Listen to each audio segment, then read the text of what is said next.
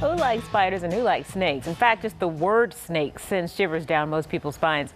But let's take it up a notch and imagine being trapped in your car with one.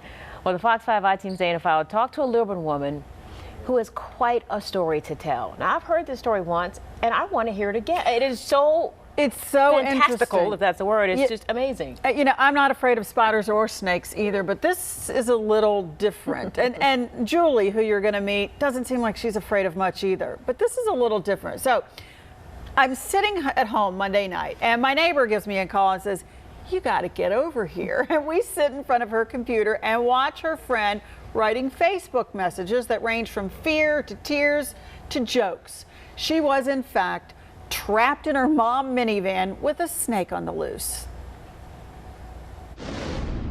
So we were on our way to South Carolina during spring break, and the transmission went out on the side of the highway. So Julie Weber's van went to the dealership, then sat there for 4 weeks. It was horrible, but it gets worse. She picked it up Monday, and that's when the real ride began for her and for her friends, watching it all unfold on social media in what they called Snakegate. I opened the door. The first thing I noticed before I put anything in the car is a snake skin, about 3 feet long. It was right here on the passenger seat. I knew what it was. I have 3 sons. I'm a Cub Scout leader. I immediately close the door and go back in and ask them, "What's up with a snake skin?" And they say, well, we saw that. We thought it belonged to you. No, it didn't. So they searched. Front seat, back seat, under the seats, nothing. So she got in her van and left. But 25 miles out, yes, the creepiest thing happened. I see out of the corner of my eye, against the black interior, a bright orange snake working its way up between the seat and the passenger door of the car. What's going through your mind? I don't think I can say that on TV. So you've seen, or you've at least heard of snakes on a plane. Think of Samuel L. Jackson in that movie, Few Choice Words. Well, as you can guess by now, Julie is pretty frustrated. So she calls for help. Clayton County 911. Hi, I'm on the side of 675. There is a snake in my car. And what's going on now?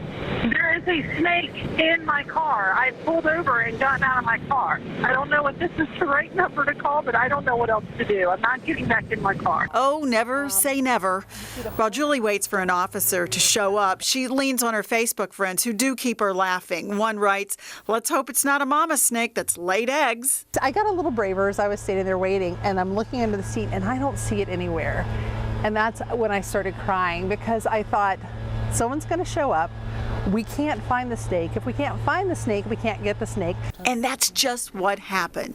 The police officer tried, but no snake. So Julie